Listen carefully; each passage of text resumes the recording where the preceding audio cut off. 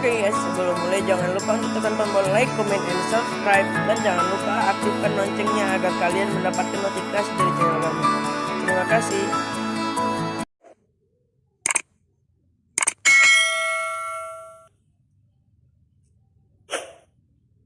Assalamualaikum warahmatullahi wabarakatuh. Alhamdulillah, wassalatu wassalamu ala rasulillah wa ala alihi wa sahbihi wa mawala. Saudara-saudaraku kaum muslimin, hafizakumullah, yang saya muliakan dan saya cintai karena Allah subhanahu wa ta'ala. Hingga saat ini kita masih berada dalam situasi yang serba sulit dan serba salah berkaitan dengan wabah yang masih terus menyebar di tengah-tengah kita, yang karenanya telah menimbulkan banyak persoalan dalam kehidupan kita, termasuk dalam persoalan keagamaan kita. Tidak sedikit masih terjadi banyak perdebatan di antara kita, khususnya umat Islam, dalam melaksanakan ibadah di saat-saat wabah ini masih terus menyebar kemana-mana. Melalui media ini saya mengajak kita semua, mari bersatu padu dalam menghadapi ini, dan sebaiknya kita tidak menyibukkan diri dengan berdebat dalam persoalan-persoalan ini.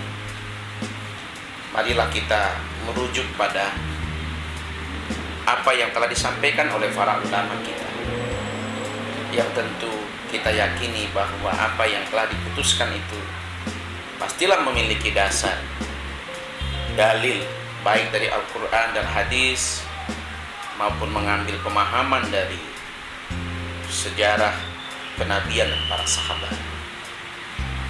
Mungkin yang perlu diluruskan, karena selama ini masih banyak melalui media-media sosial seakan-akan wabah ini menghalangi kita untuk beribadah. Dengan wabah ini seakan-akan masjid harus ditutup, orang dilarang ke masjid.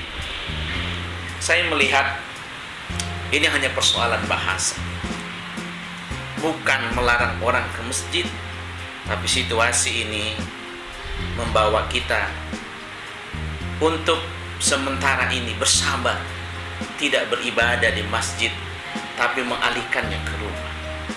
Tidak berjamaah di masjid, tapi berjamaah di rumah. Karena memang dalam sejarah kenabian bahwa ibadah-ibadah yang kita lakukan itu bisa saja caranya berubah karena sesuatu hal. Katakan karena wabah yang terjadi ini, bukan kita tidak beribadah, malah kita harus meningkatkan ibadah. Hanya saja mungkin kita tidak bisa ke masjid karena ada kemudaratan yang lebih besar. Karena menghindari kemudaratan itu didahulukan daripada mengambil manfaat. Rasulullah Shallallahu Alaihi Wasallam bersabda, la dorora wa la dirar. Artinya, janganlah seseorang itu membuat kemudaratan dan kemudian menimbulkan kemudaratan pula bagi yang lain.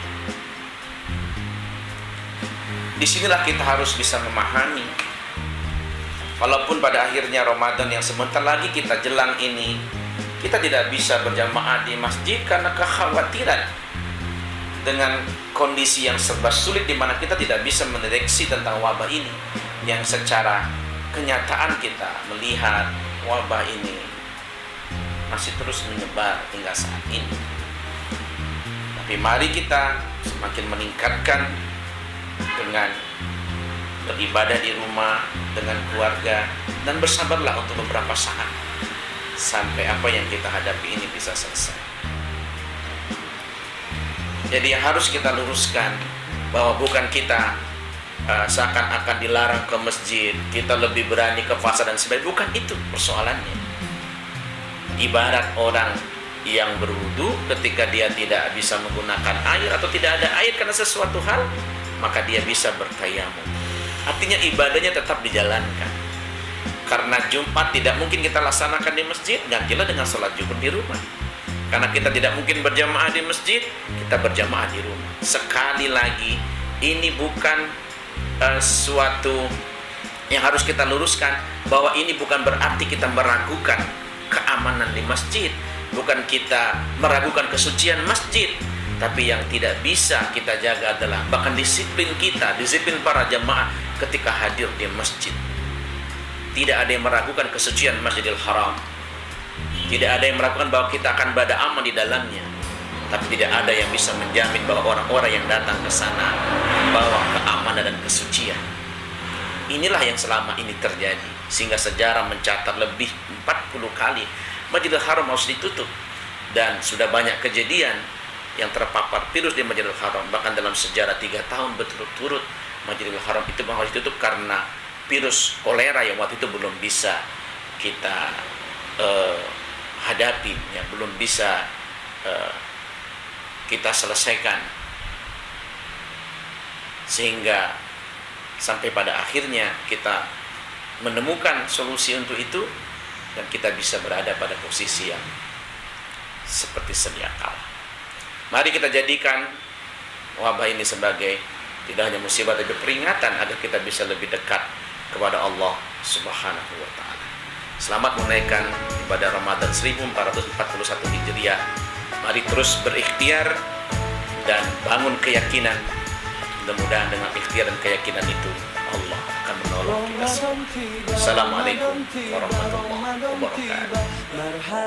Terima kasih sudah menonton video ini. Jangan lupa like, comment, dan subscribe channel ini. Dan tunggu video kami selanjutnya.